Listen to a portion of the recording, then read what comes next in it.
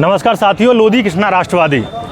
साथियों, इस समय उत्तर प्रदेश के बुलंदशहर जिले आपके डिबाई विधानसभा क्षेत्र से बात कर रहा हूं। साथियों, आप मेरे पीछे देख रहे होंगे जिस प्रकार से ये ट्रक की हालत है, ये डिबाई के महादेव चौराहे की है। और ये महादेव चौराहे की उसी घटना की पुनरावृत्ति की तरह है जो कुछ समय पहले भी आपने देखा होगा कि किस प्रकार से एक ट्रक ने लगभग 4 लोगों को पिछले 3 महीने पहले कैसे उनको घसीटते हुए चला गया और सबकी बड़ी गंभीर हालत रही थी।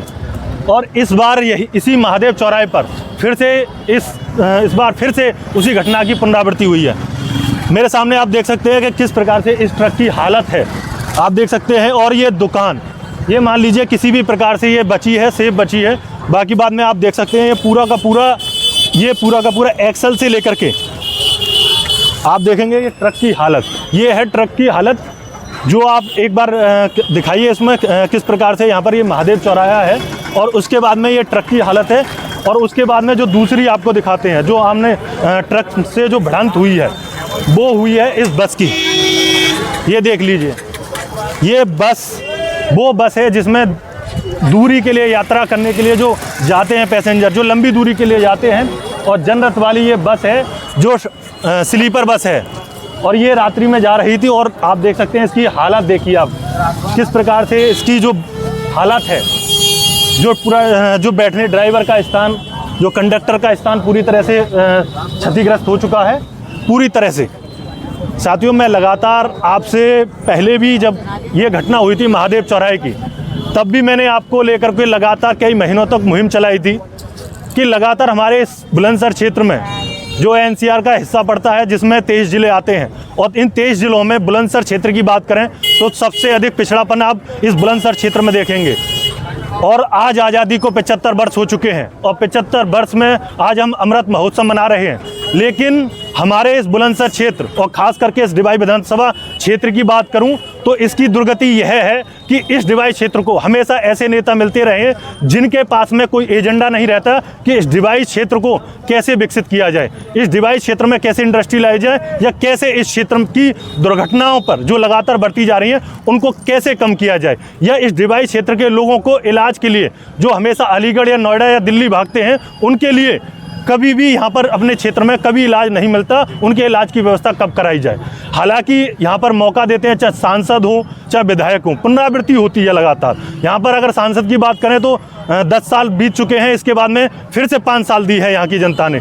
यहाँ की जनता चाहे कोई भारतीय जनता पार्टी का हो, चाहे भाजपा समाजवादी पार्टी का हो या बसपा को, सभी को दिल भर के वोट करती है। लेकिन जब नेता जीत जाते हैं तो उनके पास में ये रेस्पॉन्सिबिलिटी ख़त्म हो जाती है कि इस क्षेत्र में कोई मरे या जिए उनको कोई मतलब नहीं रहता। अपने एसी के मकानों में और सर्दियों में अपने हीटर से तापते रहते हैं, क्षेत्र की जनता को कोई नहीं पड़ी हुई है। अभी तो ये शुरुआत है, ये ट्रेलर मानिए आप, क्योंकि कुछ समय पहले 3 से 4 महीने पहले भी आपने देखा कि किस प्रकार से इतनी भयंकर यहाँ पर दुर्घटना हुई थी और यहाँ पर जितने लोग खड़े हैं उस दुर्घटना के भी गवाह रहे हैं। लेकिन इसके बाद में ये दूसरी घटना है। ये लगातार इसका कारण क्या है? ये तीसरी घटना है, लोग साथी बता रहे हैं तीसरी घटना है लाल। ये पुनरावृत्ति लगातार होती रहेगी, लेकिन इसके पीछे इसके निवारण के लिए कोई अपने दिमाग नहीं लगाता, कोई मस्तिष्क नहीं लगाता कि इन घटनाओं की पुनरावृत्ति कैसे कम हो।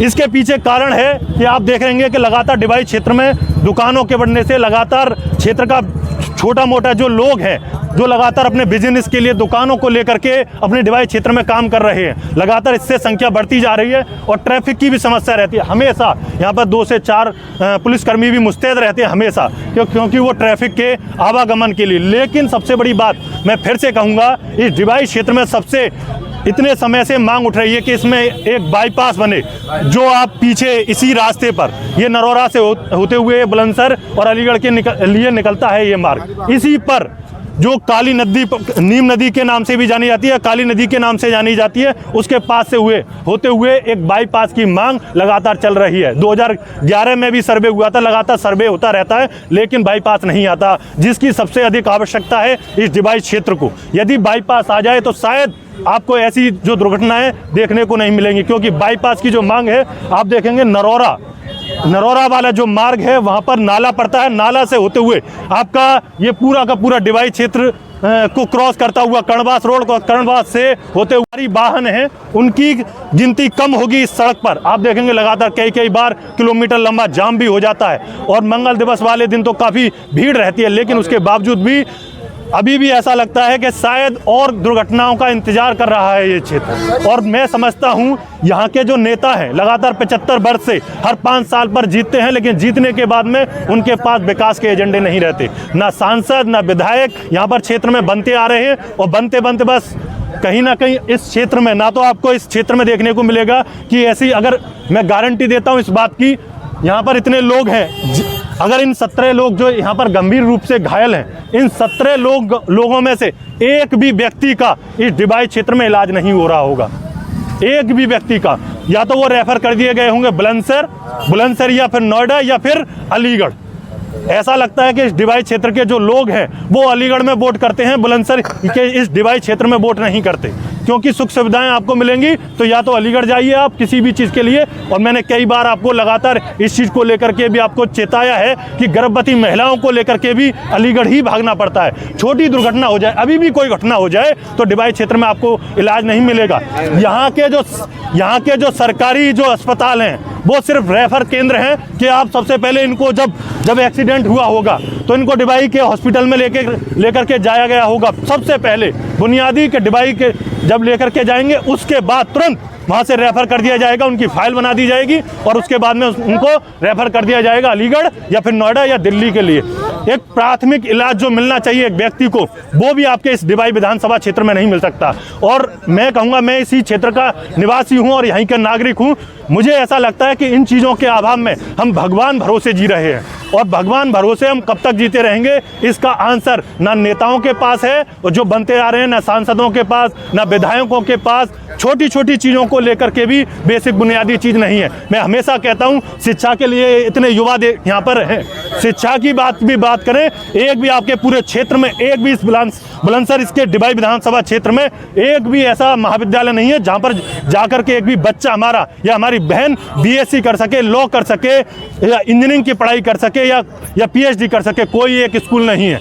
मेरी समझ में यह नहीं आता, ना यहाँ पर रेलवे की कनेक्टिविटी देखने को मिलेगी। तो नेताओं को जब जिता देते हैं तो नेता करते क्या हैं? उनके पास में ऐसा क्या एजेंडा रहता है कि इस क्षेत्र के विकास के लिए हम इस 5 वर्ष में ये एजेंडा अपनाएंगे? कोई इनके पास में ऐसा, और ना सांसदों के पास ऐसा रहता कि हम सांसद तो इस क्षेत्र में नजर नहीं आते। इलेक्शन होगा या किसी का फीता काटना होगा या किसी दुकान का उद्घाटन करना होगा या किसी जगह पर आएंगे तो आकर के बड़ी बड़ी प्लेटें लग जाएंगी, वहाँ पर चाय नाश्ता करेंगे, उसके बाद में अपनी गाड़ियों में बैठकर एक निकलते हुए सनसनाते हुए जाएंगे, धूल उड़ती रहेगी और वो धूल यहाँ के आम जनता के नागरिकों के मुंह पर पड़ेगी। बस धूल हमारे ये जनता है, जो हम लोग एक आम नागरिक हैं, बस वो खाते रहेंगे।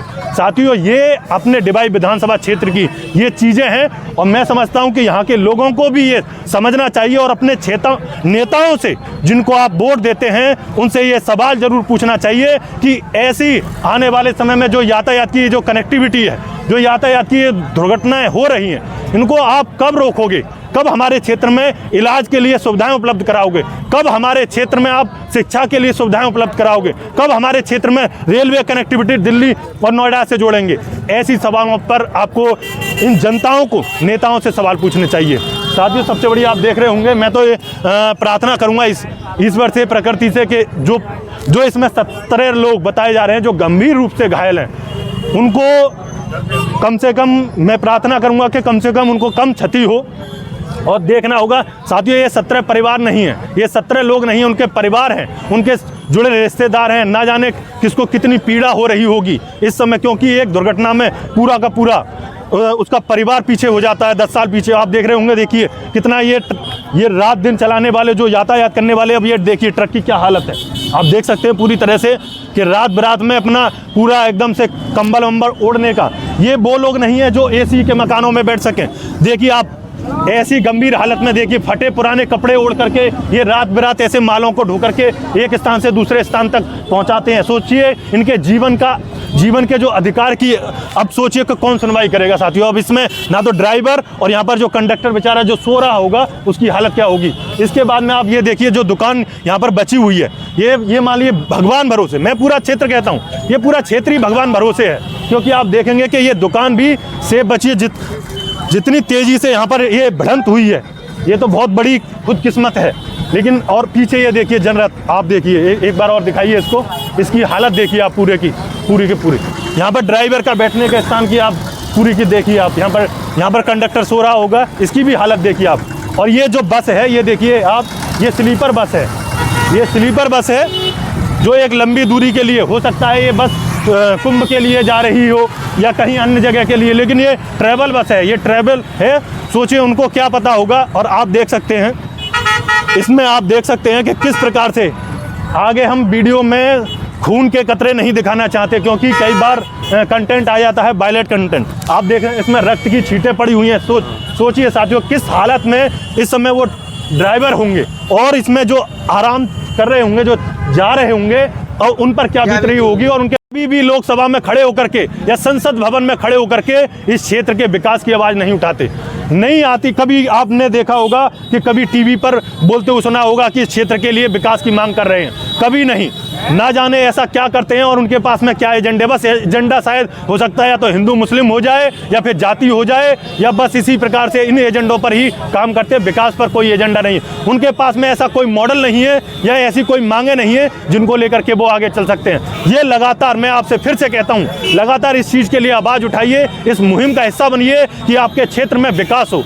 और आम नागरिकों को भी जानना होगा कि, और जागना भी होगा और जागरूक होना होगा कि अपने इन क्षेत्र के नेताओं से सवाल पूछना होगा। साथियों मैं इस वीडियो में आगे भी बना रहूँगा और लगातार मैं सवाल उठाता रहता हूँ। और आपने देखा होगा लगातार मेरी मुहिम भी चलती है, कोशिश चलती है, हर गांव-गांव में जा करके ये सवाल उठाता हूँ कि अपने नेताओं से सवाल पूछें, अपने नेताओं से सवाल पूछें कि हमारे क्षेत्र के विकास के लिए आप कुछ करें। कब तक इस प्रकार से परिवार अपने लोगों को खोते रहेंगे, कब तक किस परिवार से इसी प्रकार से लोग जाते रहेंगे। साथियों मैं चाहता हूँ कि इस क्षेत्र में विकास हो, इनमें आगे भी बना रहूँगा। जय हिंद, जय